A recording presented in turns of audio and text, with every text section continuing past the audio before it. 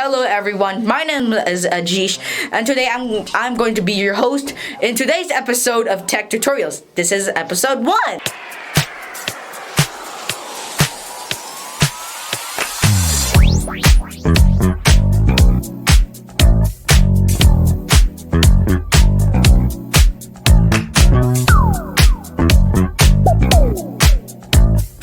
Today I'm going to be showing you how to repurpose your old laptops with Linux. Now, what is Linux? Linux is basically an operating system which you can customize and also make because there is many distros or versions of Linux. Linux is pretty good with old computers. For example, if you have a 2010 laptop, this is 2014, but I'm just showing you, 2014 laptop, you can use Linux because Windows has stopped supporting this device. And also, Linux is pretty good with business class laptops. For example, HP EliteBooks, Dell Latitudes, and ThinkPad, Lenovo ThinkPads. Now, why would you recommend or me recommend Linux? Linux is pretty good with old laptops, like I said before, and it is good to refurbish old laptops. For example, if you want to use this old janky old laptop or this laptop, you can install Linux on it. For example, Linux Mint, Ubuntu, Kubuntu, Xubuntu, Lubuntu. Those are a couple of the distros, but there's a lot more. But with those distros, you can repurpose those old laptops and probably save it from the e-waste, which you'll definitely do. And also, you'll save a ton of money instead of buying cheap disposable laptops that will last for like 6 months to 7. But it can be good for new laptops. For example, Intel 10th generation laptops, they are pretty good with Linux. They're super fast, like they are with old laptops. Now, why would I personally recommend Linux? Linux is basically, depending on the distros of Linux, like Linux Mint, Ubuntu, Kubuntu, Xubuntu, or many more, they can be pretty user-friendly, and they can be friendly for a newcomer to Linux, which migrated from Windows or Mac OS.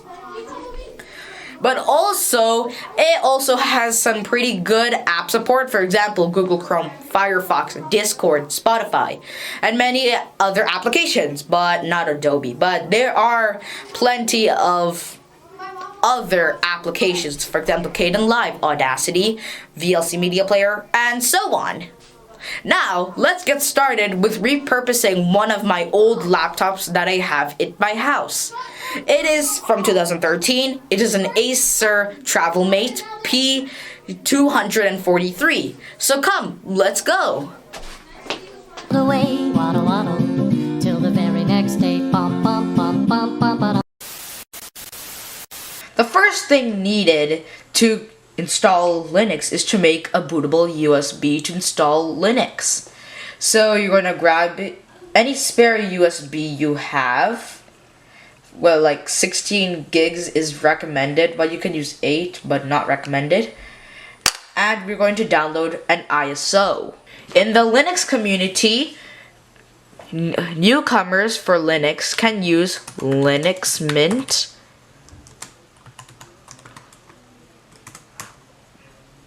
or Ubuntu, or Xubuntu. But for this, in this video, we'll go with Linux Mint. But if you are a professional for Linux, you can use Arch Linux, which you'll need to use a terminal to install. And we're not going to focus on Arch, but we're going to mostly focus on the Debian-based distros like Ubuntu, Kubuntu, Xubuntu, and Linux Mint. So yep, so you're going to click on the Enter button. Then we're going to click on the first link that you'll see, Linux Mint Home. But below Home is the download, so click on that. Now right here, this is Linux Mint 22.2 Zara.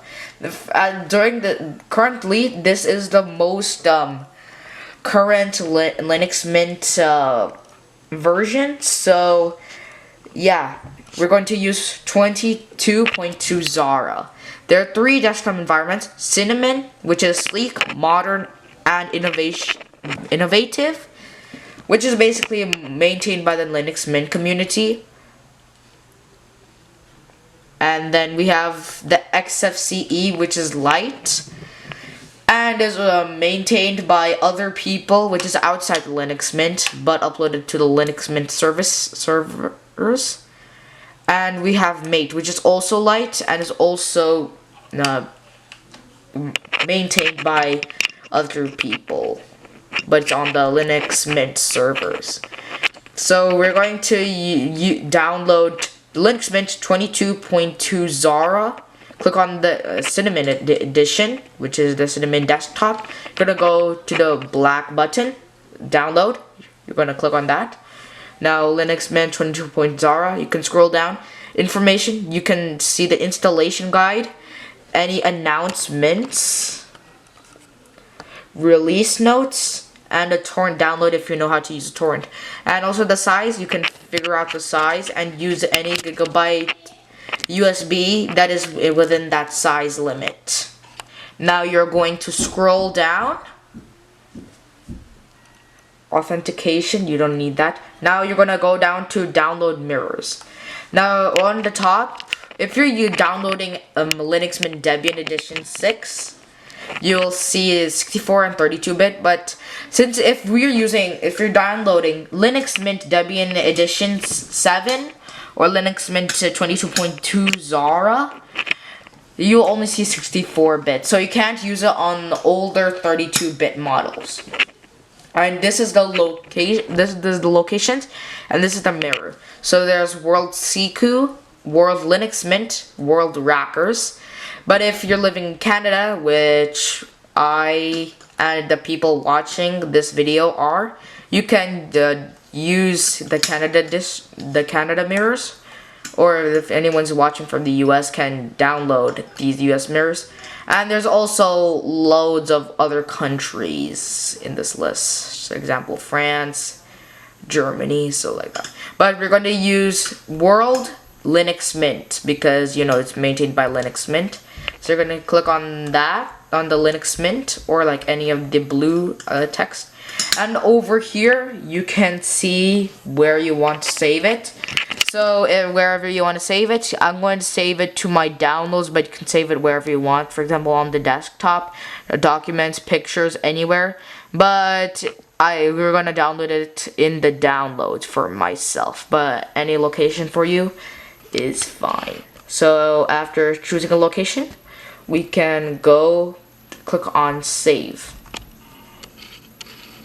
And then after clicking the save, you can see on the top right hand corner this download icon.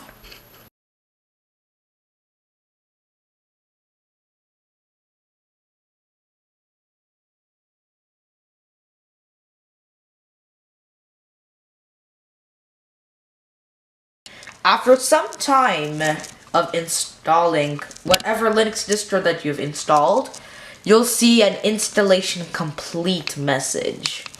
Now, when you see this message, you can either continue testing out the operating system or it can restart. But for me, I don't need to do anything else on this live boot. So I can click on the restart option here. Click on it and take it out. And now we can plug this USB into the computer which we want to install. Next, what I want you to do is to get out your laptop that you want to re-image with Linux. So for this video, I'm going to use this Acer laptop that I got from Mr. Dobie. So now let's just open it up. Now you're going to grab the USB that you've re-imaged to have Linux Mint on it, or any of your Linux distros that you like to use. You can just plug it into the computer that you want to re-image, which is USB port. So right over here is my USB port. Show it to you right here. You're right here. And I'm just going to plug it in.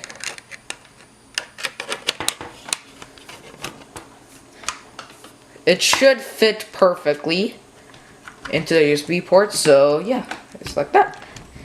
Now, you can just lay it down here, and then we can now continue with the Linux installation.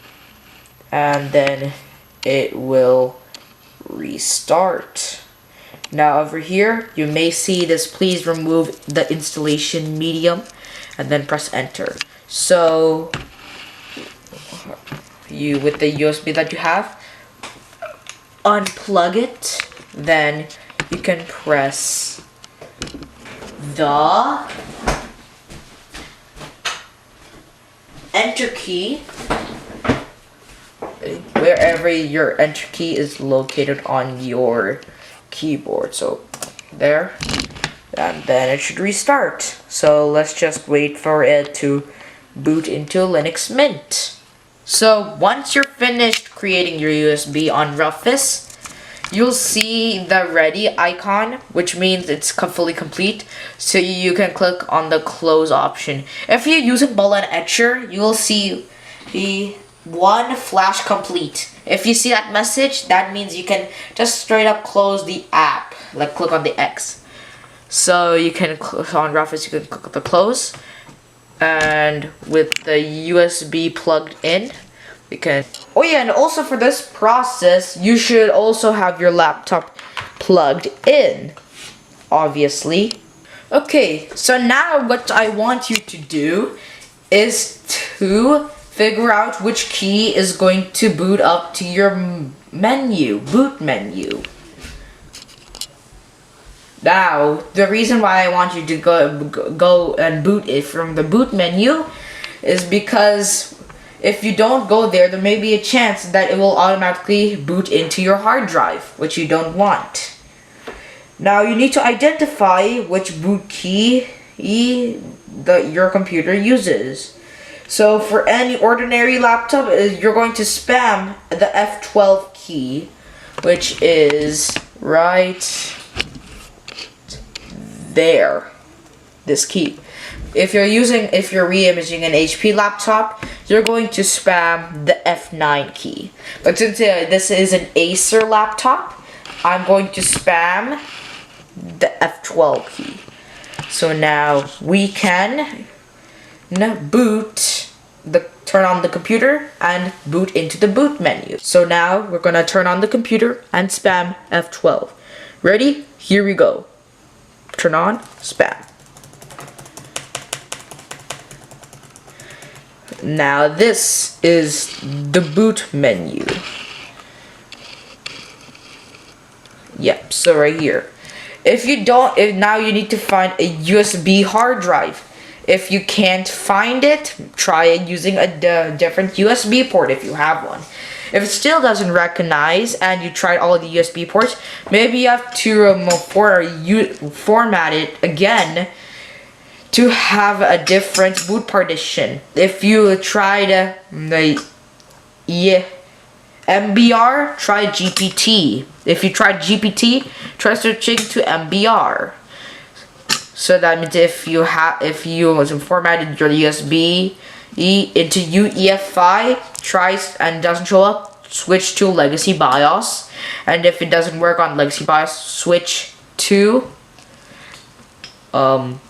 UEFI. But since it doesn't recognize this USB port, I'm going to try a different USB port. After choosing the correct network and typing the right password, you should see this icon, which means that your your computer has been connected to your Wi-Fi network.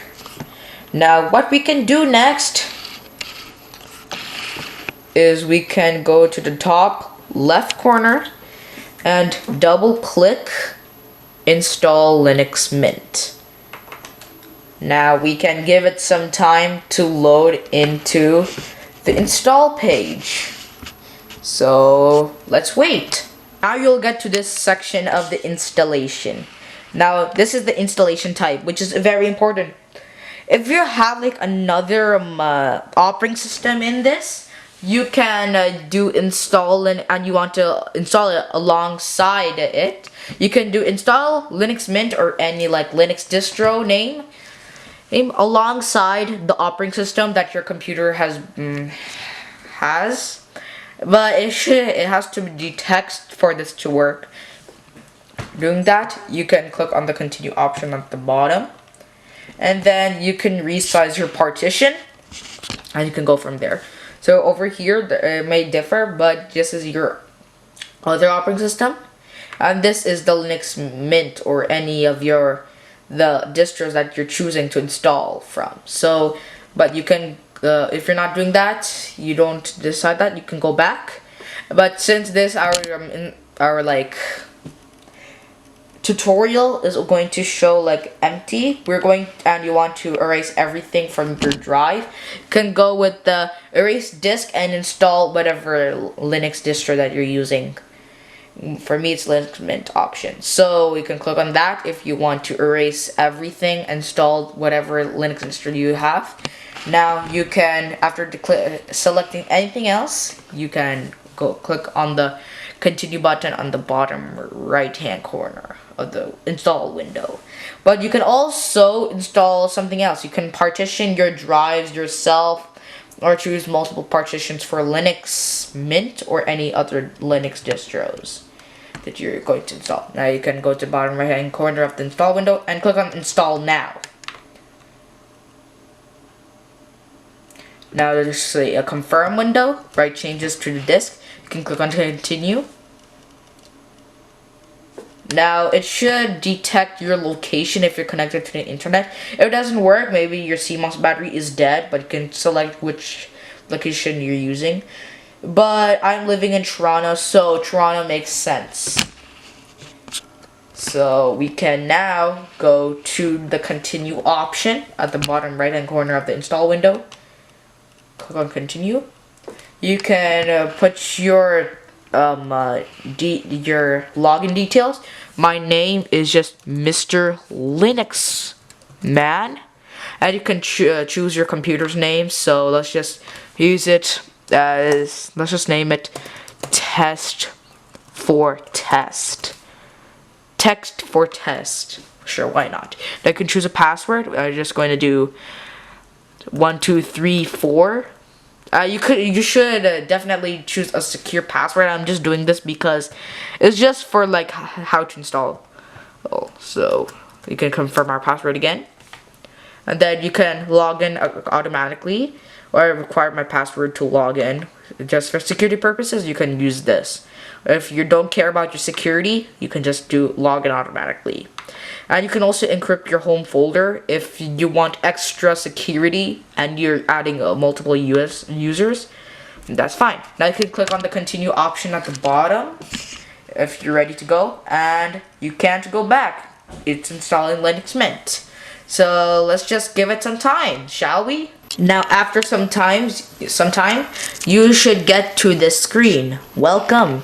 Now when you get to the screen, you can choose any language that you're using. I'm using English.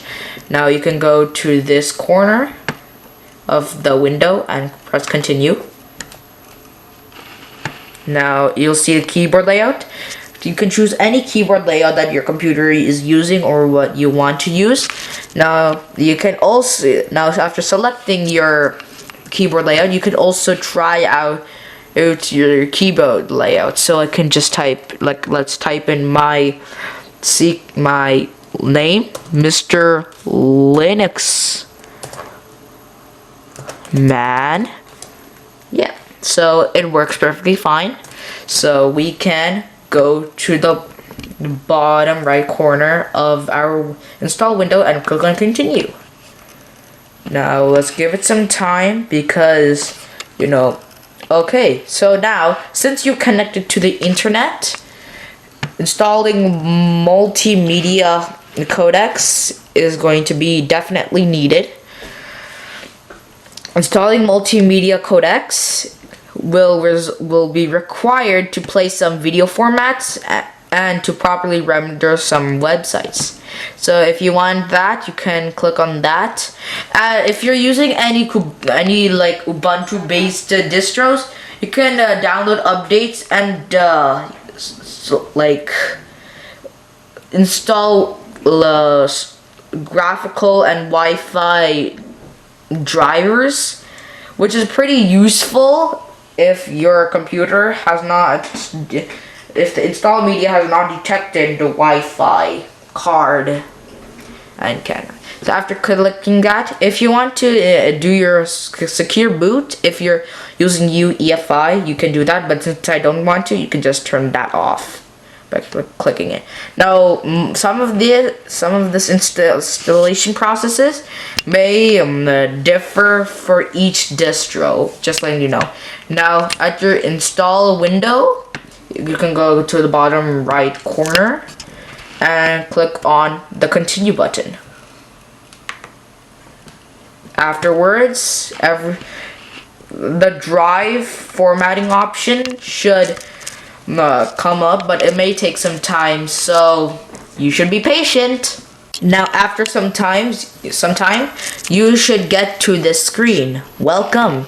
Now when you get to the screen, you can choose any language that you're using. I'm using English. Now you can go to this corner of the window and press continue. Now you'll see the keyboard layout. You can choose any keyboard layout that your computer is using or what you want to use. Now you can also, after selecting your keyboard layout, you can also try out your keyboard layout. So I can just type, let's type in my name, Mr. Linux Man. Yeah, so it works perfectly fine. So we can go to the bottom right corner of our install window and click on continue. Now let's give it some time because, okay, so now since you connected to the internet, installing multimedia codecs is going to be definitely needed. Installing multimedia codecs will be required to play some video formats and to properly render some websites. So if you want that, you can click on that. If you're using any like Ubuntu based distros, you can download updates and install graphical and Wi-Fi drivers, which is pretty useful if your computer has not, if the install media has not detected the Wi-Fi card and camera. So after clicking that, if you want to do your secure boot, if you're using UEFI, you can do that, but since I don't want to, you can just turn that off by clicking it. Now, some of this installation processes may differ for each distro, just letting you know. Now, at your install window, you can go to the bottom right corner and click on the continue button. Afterwards, the drive formatting option should come up, but it may take some time, so you should be patient. Alright, now after some time, depending on USB, it should load up fast, but for me it will load it up fast. If you're using like a slower USB 2.0, it should take a little bit more time, so you can pause the video from here if it hasn't loaded up. When it's loaded up, we can continue the process. Now we're going to connect to our internet to get to the updates.